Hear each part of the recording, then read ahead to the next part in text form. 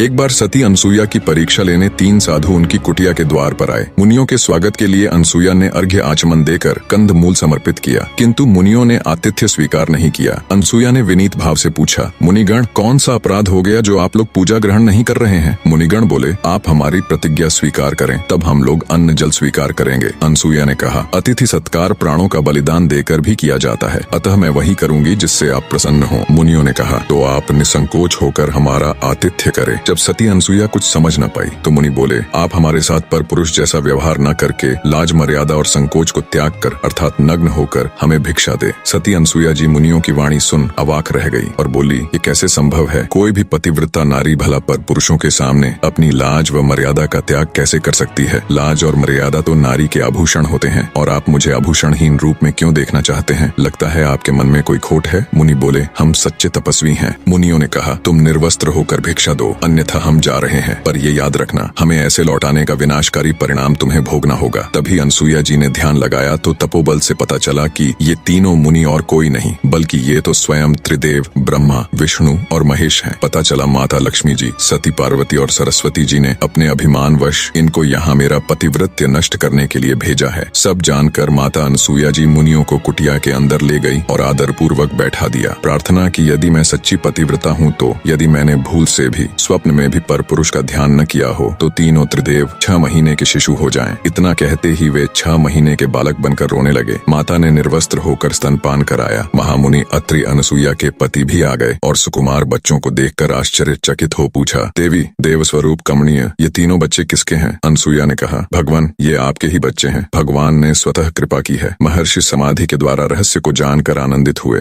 तीनों देव अब छोटे बच्चों के रूप में माँ की गोद में खेलते और माँ से क्रीड़ाएं करते थे। दिन बीते, मास बीता, वर्ष बीता। तीनों देवियां घबरा गईं कि पतिदेव कहाँ चले गए। उन्हें इतना समय तो नहीं लगना चाहिए था। वे घर से निकल पड़ी और मंदाकिनी के तट पर पहुंच गई। इस बीच नारायण नारायण की ध्वनि के साथ नारद उपस्थित हो गए। देवियों ने किसी तरह नारद को रोका और विनय के साथ पूछा, तीनों देवता कहाँ चले गए? नारद ने अंगुली के संकेत से बताया, देखो देखो, वे अनसुईया की गोद में खेल रहे हैं। तीनों ने नम्रता से कहा, नारद, हम इस आश्रम में जाना चाहती हैं। अनसुईया अप्रसन्न तो नहीं होंगी? जो देवियां थोड़े समय पहले जिस अनसुईया की पतिव्रता को अपने अहंकार वश नष्ट करना चाहती थीं, जिन्हें लगता था कि उनसे बड़ी पतिव्रता एक साधारण भूलोकवासी कैसे हो सकती है, अब वो उनकी पतिव्रता की ताकत देख उनके सामने जाने से भी घबरा रही थी। नारद ने कहा, अरे देखती नहीं कि तुम्हारे पतिदेव बच्चे बने हुए किलकिला रहे हैं? सती जहाँ बैठाती है वहाँ बैठते हैं, जहाँ लिटाती हैं वहाँ लेटते हैं। अब जाओ, पति की आशा छोड़ राम राम जपो। अंततः देवियों ने भूल स्वीकार कर कहा, नारद, अनसुईया से बढ़कर कोई पतिव्रता नहीं है, हम लोग इसे मानती हैं। हम अब किसी गुणवान के प्रति ईर्ष्या नहीं करेंगे। नारद ने कहा, तुम लोग सती की शरण में जाओ, कल्याण होगा। बच्चों को सती के वश देख वे भयभीत होकर घर के अंदर जाने का साहस नहीं कर रही थीं। इसी बीच अनसुईया मंदाकिनी में स्नान कर गीले वस्त्रों में अंदर गई तो तीनों देवियों ने कुटी के द्वार पर खड़ी होकर कहा, माता जी, हम भीतर आएं? अनसुईया ने उनसे पूछा, तुम कौन हो? उन्होंने कहा, हम आपकी पुत्र वधू हैं। अनसुईया ने कहा, बहुओं को घर में आने के लिए क्या पूछना, तुम्हारा ही घर है, चलिए आओ। लज्जा से नम्रमुखी होकर तीनों ने प्रवेश किया और अनसुईया के पैर छुए। इतने में अत्रि ऋषि आ गए। वे तीनों घूंघट डालकर एक और बैठ गईं। महर्षि ने पूछा, देवी, ये तीनों कौन हैं? देवी ने कहा, ये तीनों आपकी पुत्र वधुएं हैं। देवी, तुम तो बड़ा कौतुक करती हो, अब बड़ी बहुएं भी आ गईं। अत्रि ने आश्चर्यपूर्वक कहा।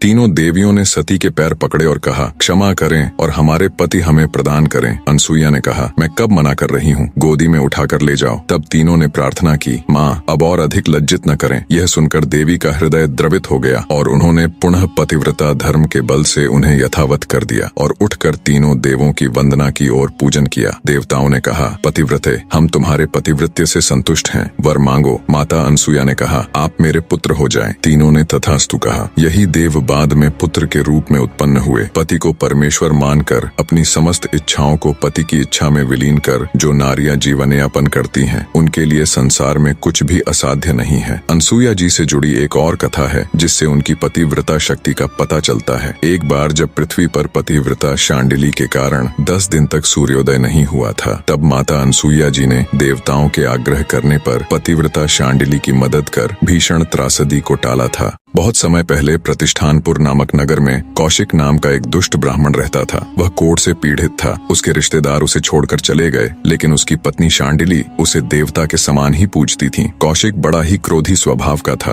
वह शांडिली का बिना किसी कारण अपमान करता रहता, लेकिन वह सुनती रहती। दिन भर अटारी में बैठकर आने जाने वाली स्त्रियों को बुरी नजर से ताकता था। एक दिन नगर के राजा के यहाँ से एक वैश्या निकली, जिसे देखकर कौशिक की काम वासना जागृत हुई। उसने अपनी पत्नी शांडिली से कहा, कुछ देर पहले मैंने यहाँ एक सुंदर वैश्या को जाते देखा था, क्या तुम मुझे उसके पास ले चलोगी? पति के मुख से दूसरी स्त्री, वो भी वैश्या, के पास जाने की बात सुनकर भी शांडिली को क्रोध नहीं आया, बल्कि वह पहले उस वैश्या के घर गई और वैश्या के सामने अपने पति की इच्छा व्यक्त की। वैश्या ने उसे बहुत सारे धन और उसके पति के साथ आधी रात को आने के लिए कहा। यह सुनकर शांडिली अपने घर लौट आई। अपने ही पति को वैश्या के पास ले जाने के लिए शांडिली ने सारे आभूषण इकट्ठे किए। जब रात हुई तो शांडिली जी ने अपने कोढ़ से घर्षित पति को कंधे पर उठाया और चल पड़ी। जिस मार्ग से वो अपने पति को लेकर जा रही थीं, उसी मार्ग में थोड़ी आगे मांडव ऋषि को चोरी के संदेह में राजा ने सूली पर चढ़ा दिया था। हालांकि मांडव ऋषि के पास भक्ति की इतनी ताकत थी कि वो चाहे तो अपनी मंत्र शक्ति से सजा से बच सकते थे, परंतु जब वो एक छोटे बच्चे थे तो चींटियों को कांटे चुभोया करते थे। अब उन्हें ये सजा उसी के फलस्वरूप मिली है, ये वे भली भांति जानते थे। तो अपने कर्मों को काटने के लिए वे सूली की सजा भुगत रहे थे। तभी वहाँ से शांडिली गुजरी। काफी अंधेरा होने के कारण उनके पति का पैर सूली से लग गया, जिससे सूली हिलने लगी और ऋषि को असहनीय पीड़ा हुई। पीड़ा से छटपटाते ऋषि ने शाप दिया, जिसने भी इस सूली को हिलाया है, सूर्य उदय होने से पहले उसकी मृत्यु हो जाए। शांडिली ऋषि का शाप सुनकर कांप उठी और उनसे आग्रह किया, महाराज, अंधेरा ज्यादा होने के कारण अनजाने में मेरे पति का पैर सूली से लग गया, कृपया अपना शाप वापस ले ले। किंतु मांडव ऋषि ने ऐसा करने से साफ मना कर दिया। तब गुस्से में ऋषि मांडव को ललकारते हुए शांडिली ने कहा, हे ऋषिवर, या तो आप अपना दिया श्राप वापस ले लें, अन्यथा कल सूर्योदय नहीं होगा। इतना कह शांडिली फिर से अपने पति को उठा वैश्या के घर की तरफ चल दी। उस पतिव्रता के कही गई वाणी बिल्कुल सत्य हुई और अगले दिन सूर्य नहीं निकला। उससे अगले दिन भी नहीं और उससे अगले दिन भी नहीं। ऐसे ही 10 दिन बीत गए। पृथ्वी पर त्राही त्राही मच गई। पृथ्वी वासियों के साथ साथ सारा देवलोक भी चिंतित हो उठा। ऐसे तो पृथ्वी की गति रुक जाएगी, ऋतवें रुक जाएंगी, पृथ्वी का सर्वनाश हो जाएगा। तब उनकी चिंता देख ब्रह्मा जी बोले, शांडिली की पतिव्रता का तेज ही ऐसा है कि सूर्योदय नहीं होगा, पर इसका एक रास्ता है। सबको मिलकर अत्रि ऋषि की पत्नी अनसुया जी के पास जाना चाहिए, अब वो ही कुछ कर सकती है। सभी चिंतित देवगण मिलकर अनसुया के पास गए और सारा वृतांत कह सुनाया और याचना की कि अब आप ही हमारी मदद कर सकती हैं। सभी देवताओं की याचिका सुन माता अनसुया जी शांडिली के पास गई और उनसे कहा, आप सूर्य को उदय होने दें। मैं वचन देती हूँ कि अपनी पतिव्रता शक्ति से तुम्हारे पति को फिर से जिंदा और बिल्कुल स्वस्थ कर दूंगी। उनका रोग समाप्त हो, वो देवताओं के जैसे अजर हो जाएंगे। माता अनसुया से आश्वासन मिलने के बाद देवी शांडिली ने सूर्योदय होने दिया। माता अनसुया जी ने अपने वचन अनुसार कौशिक ऋषि को जीवित कर उसे देवताओं की तरह अजर बना दिया। कौशिक ऋषि अब पहले की तरह कठोर स्वभाव का नहीं रहा। भारतवर्ष की नारियों में पतिव्रता अनसुया जी का सर्वोच्च स्थान है। वही शांडिली जी भी एक पतिव्रता नारी थी, जिसने सूर्य तक को उदय होने से रोक दिया था। निष्कर्ष, सच्चा प्रेम, समर्पण और निष्ठा वह शक्तियां हैं जो असंभव को संभव बना देती हैं। जब हम अपने कर्तव्यों और धर्म के प्रति पूर्ण समर्पित होते हैं, तब समस्त ब्रह्मांड हमारे संकल्प के सामने झुकता है। यह जीवन का सत्य है कि प्रेम और त्याग में निहित शक्ति किसी भी बाधा को पार कर सकती है। बाहरी कर्मों की सीमा से परे भीतर की निष्ठा और साधना का तेज ही वास्तविक शक्ति का आधार है। एक ऐसा आधार जो न केवल स्वयं का उद्धार करता है, बल्कि सृष्टि को भी संतुलित रखता है। चैनल को सब्सक्राइब कर नेक्स्ट कहानी आप किसकी देखना चाहते हैं कमेंट करके बताइएगा जरूर।